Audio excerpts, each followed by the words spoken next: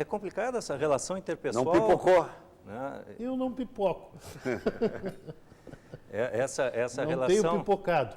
Pode ser que pipoque. Né? Essa relação é difícil e mais difícil ainda fica por conta de alguns dirigentes que não desencarnam. Né? Saiu, largou. Eu saí do Grêmio e saí mesmo. Nunca mais fui, nunca mais telefonei, nem recebi telefonema. Porque não é, agora tem outro dirigente, o outro é que tome o comando. Né? É irrazoável que alguém fique, mesmo de fora, tentando de uma forma ou de outra interferir. Mas tu advoga não advoga na parte essa de futebol? Não. Porque se tu advogasse, podia ligar, podia ser ligado. Ao contrário, sempre me Esse é que é o problema. Às vezes tem uns que continuam com a atividade ligada ao meio até em função da minha passagem pelo futebol, eu sempre mantive longe da advocacia que cuida da parte esportiva. Em função desse trabalho, enfim, a gente percebe um Filipão, né? E desde o início da temporada, ele encaixou um bom time, ele pelo menos ele tem um esqueleto de time e tudo mais, só que ele tem essas situações que algumas entrevistas ele fala da situação financeira do clube, ele fala de contratações e tudo mais. Como é que o senhor vê algumas atitudes que o Filipão teve nesse início de temporada em relação a esse sentido? A montagem do clube parece boa, mas tem algumas manifestações dele que ultrapassa isso. É dublê de treinador e dirigente. Tanto é que se dá a liberdade de, em meio ao jogo, voltar para o vestiário, entrar no vestiário e abandonar o time, né? A equipe diante de um mau resultado. E o que é pior, sem dúvida alguma, desrespeita à instituição, é além, inclusive aos dirigentes. Mas se der certo, vão dizer que foi um baita lance. Sempre vai ter alguém que vai dizer, foi um baita. E contando, inclusive, nesse ato infeliz, ao meu ver, com a compreensão do presidente. Isso, não, ao meu ver, né, não existe esse tipo de postura e acho condenável também que ele assuma certa postura que não compete ao treinador. A função do Filipão é ali, dentro do campo. Fora do campo tem dirigente para isso. Hoje o Grêmio se falou tanto, sempre se buscou a profissionalização e o Grêmio está profissionalizado. Está profissionalizado, então que deixe que esses profissionais que recebem bem façam, às vezes, né, e não...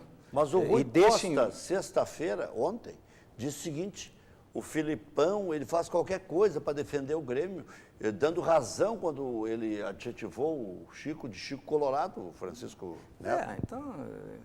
Mas isso está virando moda, né? Parece que ele está cansado, parece que o Filipão está cansado com algumas situações do futebol. De tanto conviver, enfim, de todo o trabalho que ele fez. E, pô, ele tem grandes conquistas, mas parece que ele está cansado, né? A verdade é que a relação treinador-clube é a relação empregado-empregador. Manda quem pode, obedece quem precisa. No ano passado o Abel também mostrou as unhas. É assim que tem que ser feito. Porque, e se não agirem dessa forma, não estarão lá os dirigentes, os profissionais, estarão lá os torcedores, que veem o treinador de uma forma que não deveriam ver. Duas coisas. O ano passado, no Internacional, e eu até me posicionei publicamente com isso, aquela vez que o Abel... Porque estou falando aqui do Abel porque são dois técnicos que têm uma vida no clube muito equivalentes, né?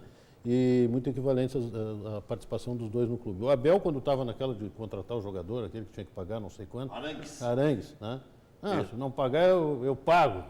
Pô, tinha que ter chamado o presidente. Eles, olha, pega do a partir de hoje eu vou te descontar, né, tanto por mês, porque nós estamos precisando mesmo, tu vai pagar. Mas o treinador não pode se meter nisso, mas alguém tem que chegar. O que mudou no futebol? Esses dias eu estava até pensando. Eu tenho alguns ex-dirigentes do Internacional, como o Balvê e Companhia Limitada, que devem ter dado voltas, né, no seu túmulo, né, são dirigentes assim, de grande respeito, né, pelo que está acontecendo hoje. Hoje é uma inversão total. Hoje um dirigente de futebol, ou ex-dirigente, ele vai viajar, ele fica hospedado na casa do treinador, em Miami, em Santa Catarina, e não sei o que, inverteu. Ele é refém, ele é um convidado de honra. Antigamente era uma deferência do dirigente para com o treinador. Era exatamente. Hoje tem dirigente que para falar com o treinador tem que ir na casa do treinador, onde ele está. Né? Eu fui testemunha disso, já vi isso. Né? Então, eu acho que isso é uma mudança de comportamento que está havendo. Né?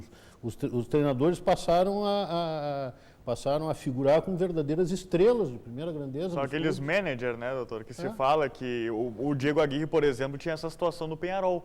ele aceitaria trabalhar no Peñarol se ele tivesse mais liberdade e autoridade para fazer o trabalho no clube por um inteiro, não apenas no futebol. E o presidente do Peñarol, que foi eleito, não aceitou e por isso ele acabou saindo e no final das contas fechou com o Internacional. Mas tem essa situação, o treinador não quer não quer comandar apenas o futebol, que parece agora, quer ser aquele manager de comandar tudo, pegar categorias de base e tudo mais, fazer todo um trabalho específico. Mas daí ele tem que entrar no risco também, né? E o André sabe bem do que eu estou falando, porque o risco é só do clube.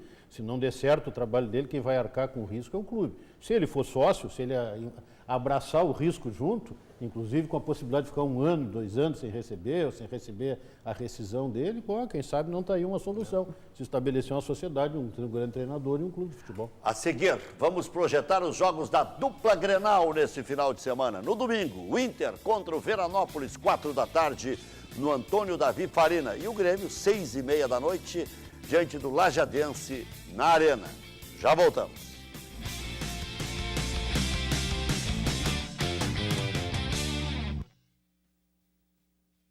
E o Brian Rodrigues.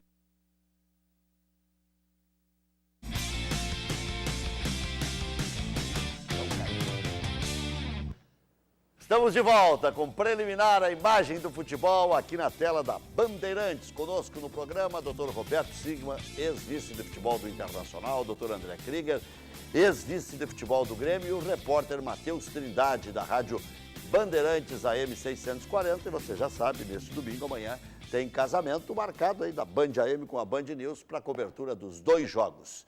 Enquanto debatemos, vamos acompanhar o último jogo entre Internacional e Veranópolis pelo Gauchão. Internacional e VEC. Aí, ó. Bola no poste. Venceu por 1-0, né?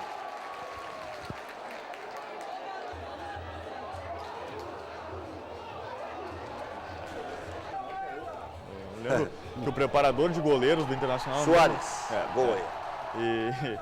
E foi fazer a medição lá e percebeu isso aí, né? Orientou os goleiros que, se não me engano, a goleira da direita é um pouco menor que a goleira da esquerda.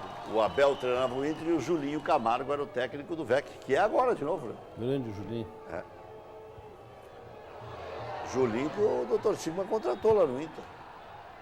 Junto com o Falcão. Foi o senhor que inventou o Julinho ou o Falcão?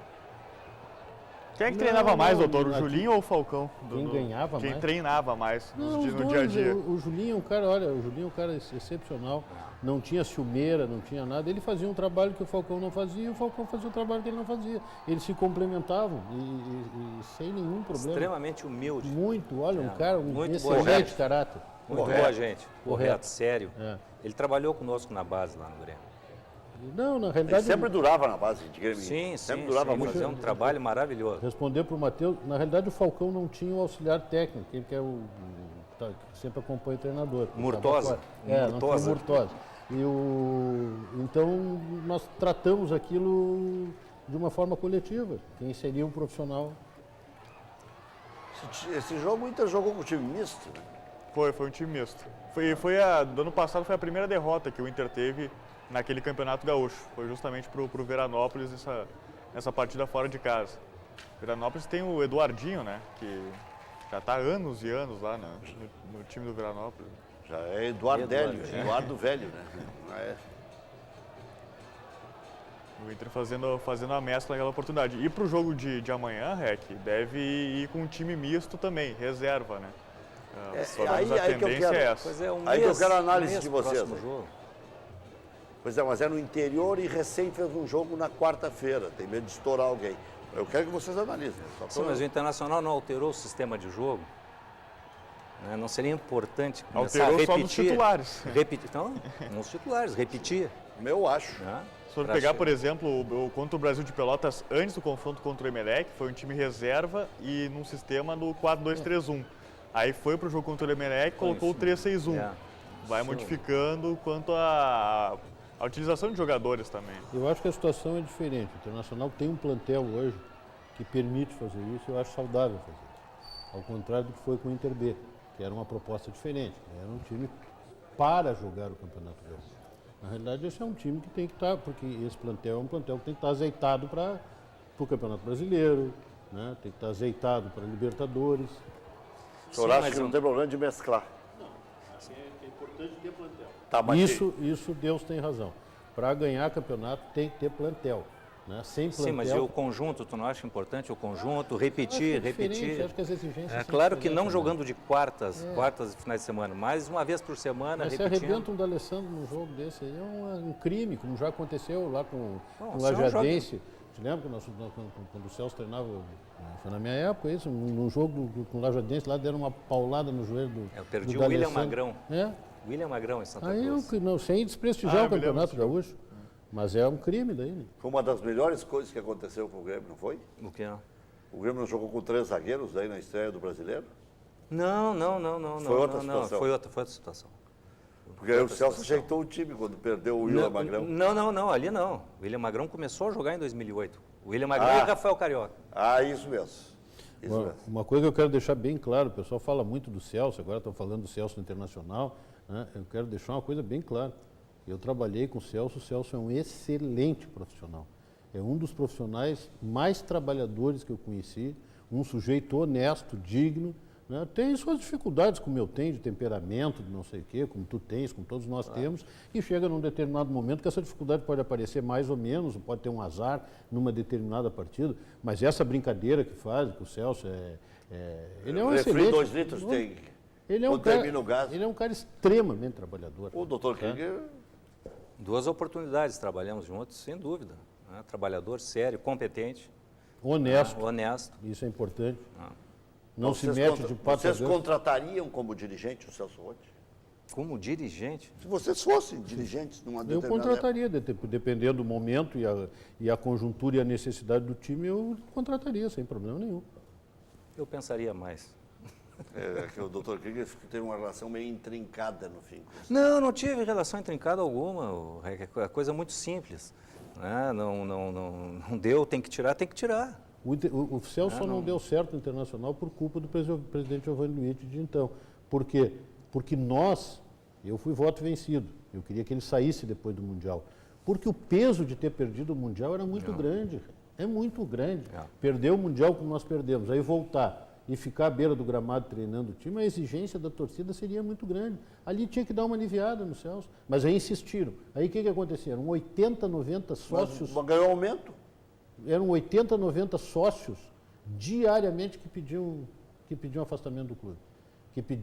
Aí com a contratação do Falcão se reverteu isso, ao menos do ponto de vista de marketing. Mas era um peso muito grande para o Celso.